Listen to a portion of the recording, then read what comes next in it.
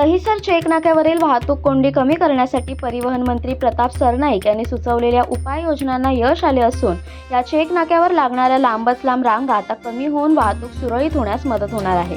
तब्बल 3 वेळा पाहणी करून देखील वेळोवेळी सुचवलेल्या उपाययोजनांची अंमलबजावणी संबंधित ठेकेदारांनी का केली नाही याचा पाठपुरावा करून वाहतूक कोंडीची समस्या सोडवण्यामध्ये मंत्र्यांना यश आले आहे। सध्या दहिसर चेक नाक्यावर दोन्ही बाजूला केवळ 2 लेन अवजड वाहतुकीसाठी ठेवण्यात आले असून बाकीचा सर्व रस्ता मोकळा केलेला आहे।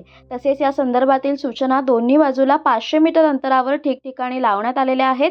त्यामुळे हलक्या वाहनांना आपला वेग कमी न करता थेट टोल नाक्याच्या बाजूने विस्तीर्ण रस्त्यावरून पुढे जाता येते। याचबरोबर मुंबईकडे येणारी जड वाहतूक ही सकाळी 8 ते 11 वाजेपर्यंत मीरा भाईंदर शहराच्या अलीकडेच रोखण्यात येणार आहे।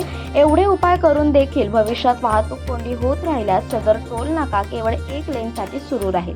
बाकीचा सर्व रस्ता मोकळा केला जाईल असे प्रतिपादन मंत्री प्रताप सरनाईक यांनी केले आहे।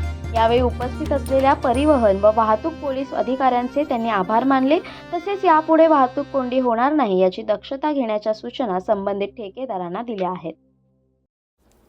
कोकणासह परिसरातील ताज्या घडामोडींसाठी सागर डिजिटलला सबस्क्राईब करा आणि नोटिफिकेशनसाठी बेल आयकॉनवर प्रेस करा।